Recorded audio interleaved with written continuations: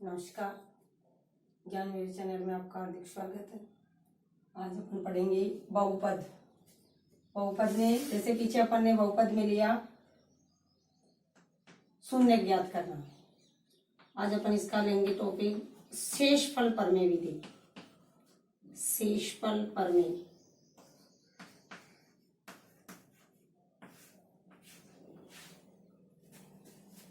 भाग विधि की सहायता से किसी भी दिए हुए बहुपद का गुणनखंड ज्ञात करके या भाग विधि से भाग देकर शेषफल ज्ञात करना कि इस बहुपद का शेषफल क्या है।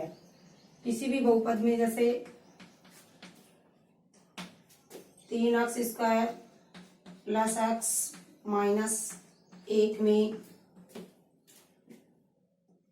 x प्लस 1 का भाग देने पर 3x² प्लस x माइनस 1 में x प्लस 1 का भाग देने पर 3x² प्लस का x माइनस 1 x प्लस 1 का बहुपद के पहले पद में यानी भाज्य संख्या के पहले पद में भाजक के पहले पद का भाग देना। इसका पहला पद 3x² में x का भाग देने पर 3x प्लस के 3x है, पहला पद है, प्लस माइनस का चिन्ह तो इंगित किया जाता है, लेकिन पहला पद होने पर अगर कोई चिन्ह नहीं है इसका मतलब वो प्लस की संख्या है। तो प्लस के 3x, 3 को गुणा किया पहले पद से 3x², 1 से गुणा किया प्लस 3x, घटाने पर पहला पद विलुप्त। 3x माइनस के हैं, x प्लस का है, माइनस के 2x माइनस 1, अगला पद 1। फिर अगले पद में यानी शेषफल के पहले पद में भाजक के पहले पद का भाग देने पर माइनस के 2x बटा x, 2 में भाग दिया, इसमें भी x की घात 1 है, x में x का भाग दिया एक बार, माइनस के 2, दूसरा पद आया -2, -2 को इसके प्रत्येक पद से गुणा करने पर -2 को x से गुणा किया, माइनस के 2x माइनस प्लस माइनस 2 को 1 से गुणा किया 2, फिर घटाने पर यानी विपरीत चिन्ह बदल देते हैं, माइनस वाली संख्या प्लस की संख्या माइनस, घटाने पर चिन्ह बदलते हैं। पहले पद का विलोपन माइनस का 1 प्लस के 2 तो प्लस 1, शेषफल प्लस का 1 क्या इसका शेषफल। तो 3x² प्लस x माइनस 1 में x प्लस 1 का भाग देने पर एक शेषफल है, एक शेषफल प्राप्त होता है।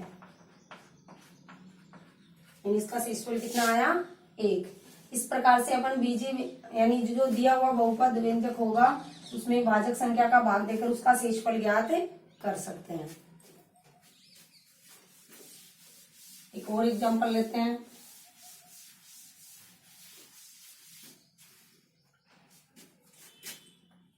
तीन x की घात 4 माइनस 4x की घात 3 माइनस के 3x माइनस 1 में x माइनस 1 का भाग दीजिए।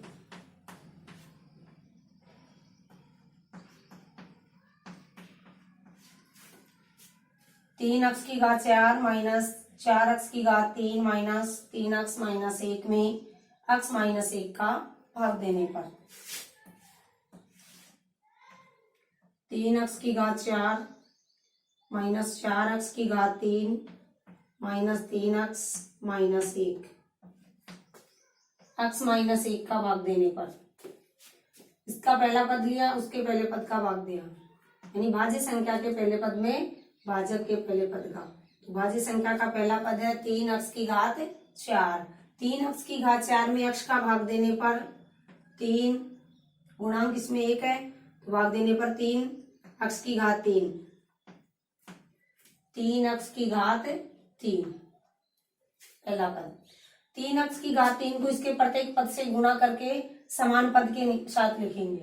यानी 3x की घात 3 को x की घात 1 से गुणा किया, 3x की घात 4, इसका चिन्ह plus, plus minus minus, 3x की घात 3 को 1 से गुणा किया, 3x की घात 3, घटाने पर 4 माइनस के हैं, 4x की घात 3 माइनस के हैं, 3x की घात 3 प्लस के हैं, तो माइनस का 1, x की घात 3 माइनस x की घात 3, अगले पद है माइनस 3x माइनस 1। फिर पहले पद में इसके पहले पद का भाग दिया, x की घात 3 में x का भाग देने पर minus x square, minus x square, x square को x से गुणा किया, माइनस x की घात 3 minus minus plus x square, square का पद नहीं है यहाँ, 3x x का पद है, तो इसको रिक्त पद छोड़कर लिख सकते हैं, या इनको पदों को आगे लिख सकते हैं, इसको minus minus plus, plus x की घात 2, घटाने पर प्लस माइनस, पहला पद विलुप्त। अब x की घटती हुई घात में लिखेंगे तो इसके समान पद नहीं है, इसको पहले, यानी ये आगे वाला पद ही आएगा, तो x की घात 2, ये 3x बाद में, तो इसको पहले लिखेंगे, इसका पद का चिन्ह क्या है, minus x square, minus 3x minus 1। यानी जब भी अपन संख्याओं को घटाते हैं या उसके भाजक संख्याओं को गुणा करके लिखते हैं तो उसके समान पद के साथ ही लिखेंगे। यहाँ x की घात 1 है, अगला पद अपना x की घात 2, यानी x स्क्वायर का पद है, इसमें x स्क्वायर का कोई पद नहीं है, तो उस पद को छोड़कर आगे की संख्या के साथ लिखेंगे।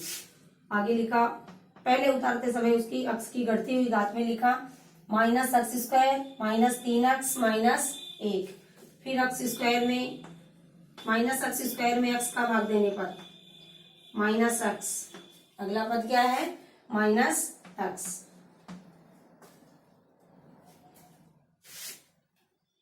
माइनस x को गुणा किया, minus x square, minus minus plus का अक्ष, घटाने पर 4x, माइनस के 4x माइनस 1, माइनस के 4x में x का भाग देने पर minus 4, minus 4x minus plus 4, minus minus, यानी माइनस के 5, शेषफल माइनस के 5, इसका शेषफल कितना है, -5। ये भाग विधि की सहायता से शेषफल ज्ञात करना, यानी जब भी किसी संख्या का व्यंजक का भाग देने पर जो शेष संख्या रहती है उसको ज्ञात कर सकते हैं। उसकी दूसरी विधि रहेगी आपकी शून्य के द्वारा, यानी शून्य ज्ञात किया अपन ने,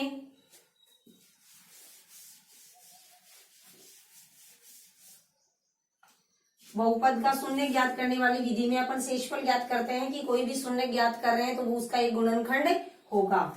जैसे इसका शून्य यानी x माइनस 1 का शून्य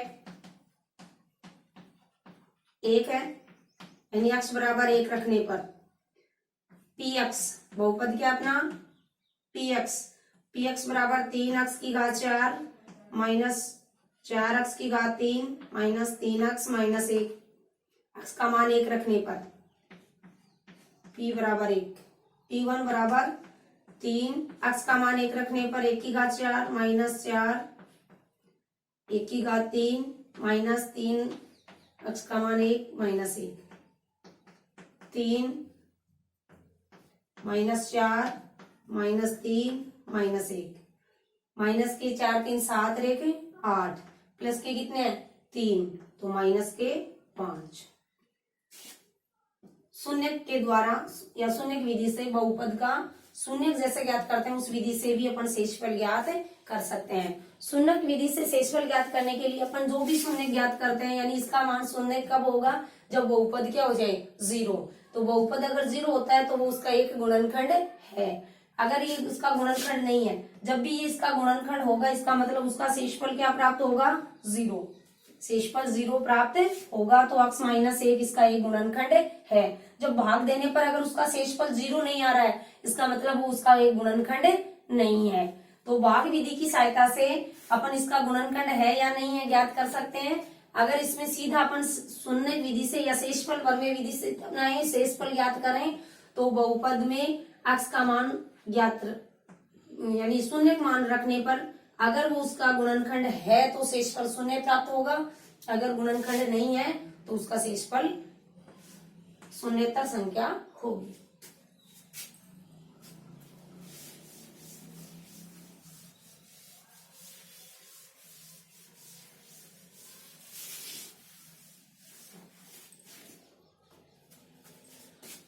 प्रश्न संख्या 3, जांच कीजिए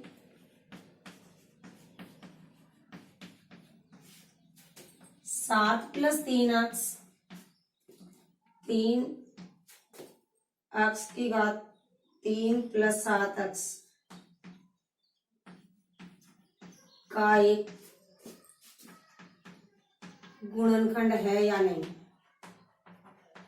गुणनखंड है या नहीं। जांच करनी है कि 7 + 3x इसका एक गुणनखंड है। अगर ये इसका गुणनखंड है तो इसमें पूरा पूरा भाग जाएगा, यानी 3x की घात 3 + 7x में x की घात पहले लिखने पर 3x + 7 7 प्लस के हैं तो 3x + 7 इसका एक गुणनखंड है। 3x की घात 3 में 3x का भाग देने पर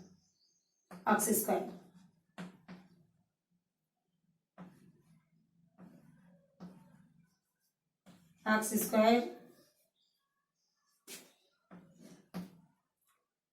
x² को प्रत्येक पद से गुणा किया, 3x को x² से गुणा किया, 3x की घात 3 प्लस 7 को x² से गुणा करने पर 7x²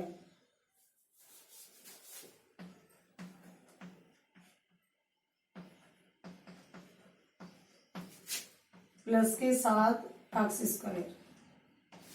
ये 7x x की घात 1 है, इसमें अगला पद अपना 7 है, x² है, माइनस पहला पद भी लो माइनस के 7x² प्लस 7x। पहला पद क्या है इसका, माइनस के 7x², इसके पहले पद का भाग दिया 3x, माइनस के 7/3x, 7/3x। पहले पद को गुणा किया, 3x को गुणा किया, 3 से सरल किया, माइनस के 7x² plus minus minus 49/3x plus plus, यानी इसको सरल करने पर 7x प्लस 49/3x प्लस के हैं 7x और 49/3 भी प्लस के हैं। लघुत्तम लिया 21 + 49, 21x प्लस 49x,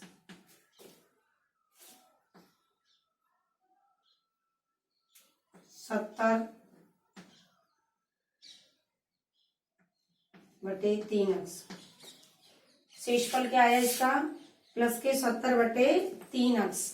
जब शेषफल शून्य प्राप्त नहीं होता इसका मतलब ये इसका गुणनखंड नहीं है। तो जांच करनी थी कि ये इसका गुणनखंड है या नहीं है, तो 7 + 3x गुणनखंड नहीं है, गुणनखंड नहीं है।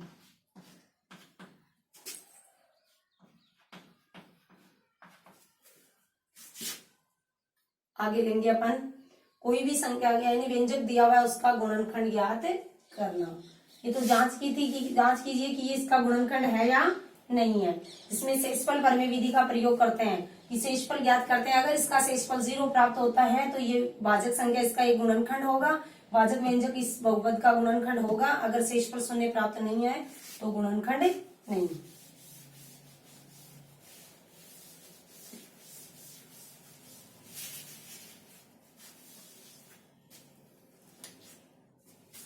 गुणनखंड कीजिए।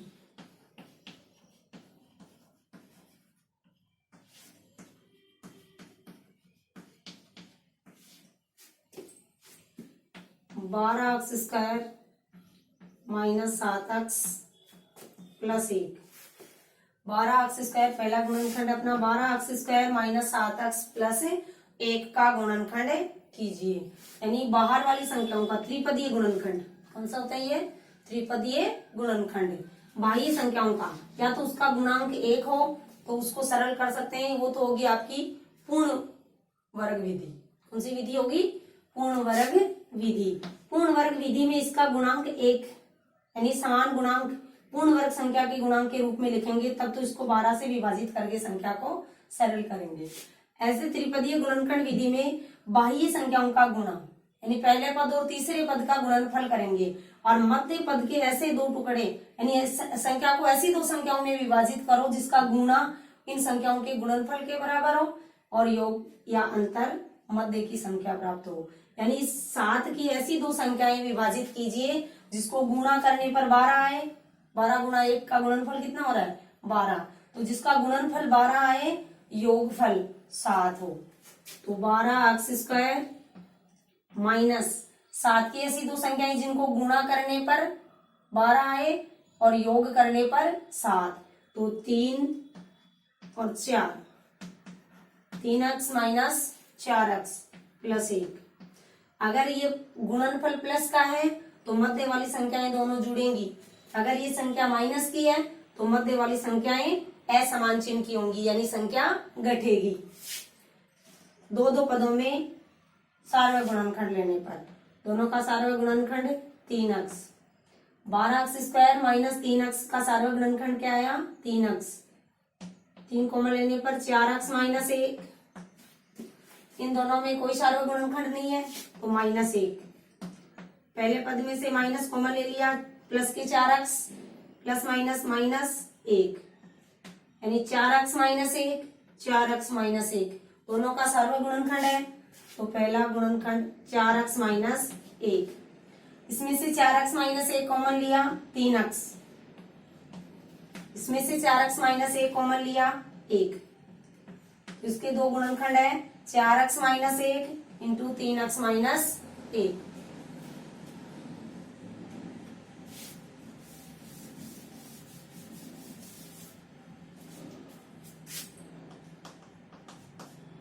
तीन x² minus x minus 4। 3x² minus x minus 4 बाह्य संख्याओं का गुणा 3x 4। 3x² को 4 से गुणा किया 12x²। बीच वाली संख्या का गुणांक क्या है? 1 माइनस 1 यानी ऐसी दो संख्याएं जिनको घटाने पर तो 1 आए और गुणा करने पर 12 आए। तो 4 और 3 कौन सी संख्याएं होंगी? 4 और 3। 3x² माइनस के 4x प्लस के 3x यानी बाह्य संख्याओं का गुणनफल है वो किसका आ रहा है? माइनस का 12x²।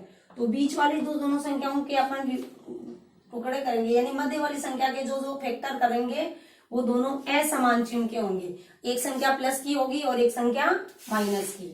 माइनस के 4x प्लस 3x माइनस 4 दो पदों का सार्वय गुणनखंड के रूप में गुणनखंड करने पर दोनों में अक्ष कॉमन आ रहा है। 3x माइनस x कॉमन ले लिया 4, इन दोनों में से प्लस 1 3x माइनस 4। एक सबका सार्वय गुणनखंड है, इनमें कोई संख्या कॉमन नहीं है। इसका गुणनखंड क्या, सार्वय गुणनखंड क्या होगा यानी कॉमन संख्या क्या होगी? 1। 3x माइनस 4 दूसरा गुणनखंड होगा 3x माइनस 4 कॉमन लिया अक्ष, इसमें से 3x माइनस 4 कॉमन लेने पर प्लस का 1। इसके गुणनखंड होंगे 3x minus 4 into x plus 1। धन्यवाद।